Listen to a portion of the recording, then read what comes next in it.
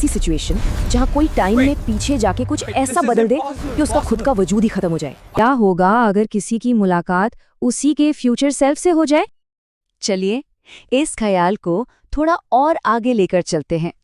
सोचिए, एक दिन कोई इंसान अकेले कहीं जा रहा है और अचानक से कोई ठीक उसके सामने आके रुक जाता है।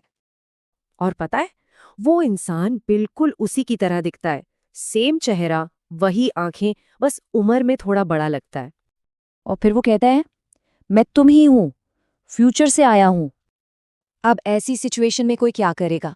डर कर भाग जाएगा या फिर रुक कर उसकी बात सुनेगा? ये मुलाकात एकदम इम्पॉसिबल लगती है ना? पर चलिए इसके पीछे की साइंस और इसके असर को समझते हैं। अपने फ्यूचर सेल्फ से मिलना, हाँ बिल्कुल किसी साई-फाई मूवी जैसा साउंड करता है, लेकिन साइंटिस्ट ने इस आइडिया पर एक्चुअली में रिसर्च की है। क्योंकि लॉजिक तो सीधा सा है, अगर टाइम ट्रैवल पॉसिबल है तो फिर अपने फ्यूचर सेल्फ से मिलना भी तो पॉसिबल हो सकता है, राइट? तो फिर प्रॉब्लम क्या है? असली दिक्कत कहाँ है? प्रॉब्लम ये है कि अगर कोई अपने फ्यूचर सेल्फ से मिलता है ना, तो उसका फ्यूचर बदल सकता है। और ये छोटा सा बदलाव रियलिटी को, मतलब पूरी की पूरी सच्चाई को ही तोड़ सकता है।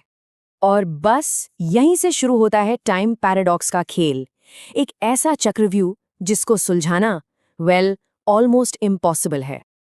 इसे कहते हैं टाइम पैराडॉक्स, और इसका सबसे फेमस एग्जाम्पल है ग्रैंडफादर पैराडॉक्स। मतलब एक ऐसी सिचुएशन जहां कोई टाइम में पीछे जाके कुछ ऐसा बदल दे कि उसका खुद का वजूद ही खत्म हो जाए। ये पैराडॉक्स ना एक लूप की तरह काम करता है। समझिए कैसे।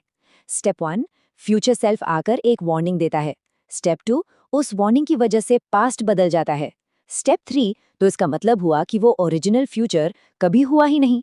और आखिर में, अगर वो फ्यूचर ही नहीं था तो फिर वार्निंग देने वाला फ्यूचर सेल्फ कहाँ से आया? वो तो कभी एग्जिस्ट ही नहीं किया। देखा, ये एक ऐसा लूप है जो खुद को ही कैंसिल कर देता है। लेकिन इस पैराडॉक्स का एक थियोरेटिकल सॉल्यूशन हो सकता है, और वो है यूनिवर्स का विभाजन। सोचो, क्या हो अगर फ्यूचर सेल्फ से मिलने से किसी की टाइमलाइन बदले ही ना? क्या हो अगर इससे एक बिल्कुल नया यूनिवर्स बन जाए? मल्टीवर्स थियरी यही कहती है कि हर डिसीजन एक नए रियलिटी बनाता है।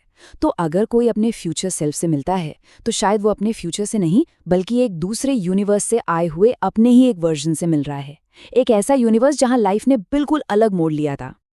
तो अभी तक तो हमने फिजिक्स की बात की, लेकिन इसका साइकोलॉजिकल, यानी कि इंसानी दिमाग पर क्या असर होगा, उसका क्या? जरा इसके इमोशनल साइड के बारे में सोचिए। क्या होगा अगर वो फ्यूचर सेल्फ थका हुआ दिखे, पछतावे में, या एकदम टूटा हुआ? और इससे भी बुरा, सोचिए अगर वो बेहद सक्सेसफुल, खुश और कॉन्फिडेंस से भरा हुआ दिखे, तो क्या ये चीज मोटिवेट करेगी या फिर इंसान का सुकून ही छीन लेगी? साइंटिस्ट का मानना है कि अपने फ्यूचर सेल्फ से मिलना किसी के दिमाग पर बहुत गहरा असर डाल सकता है, क्योंकि सबसे बड़ा सवाल तो यही है कि एक बार जब फ्यूचर पता चल जाए तो क्या फ्री विल, यानी अपनी मर्जी से फैसले लेने की आज़ादी खत्म हो जाती है? और अब आते हैं सबसे परेशान करने वाले ख्याल पर। सबसे डरावना आइडिया ये है, क्या हो अगर फ्यूचर सेल्फ ने पहले ही कांटेक्ट करने की कोशिश की हो, सपनों के जरिए, या फिर डेजा वू की उस अजीब सी फीलिंग के जरिए, या कभी-कभी आने वाली उन स्ट्रेंज इंस्टिंक्ट्स के थ्रू जो कहती हैं कि ये करो या ये मत करो। और सोचिए, क्या हो अगर ये मोमेंट ठीक अभी उसी टाइमलाइन का एक हिस्सा हो? तो असली सवाल ये है, अगर किसी को सिर्फ 1 मिनट के लिए अपने फ्यूचर सेल्फ से मिलने का मौका मिले तो वो क्या पूछेगा? और सबसे जरूरी बात, क्या वो उस जवाब पर यकीन करेगा?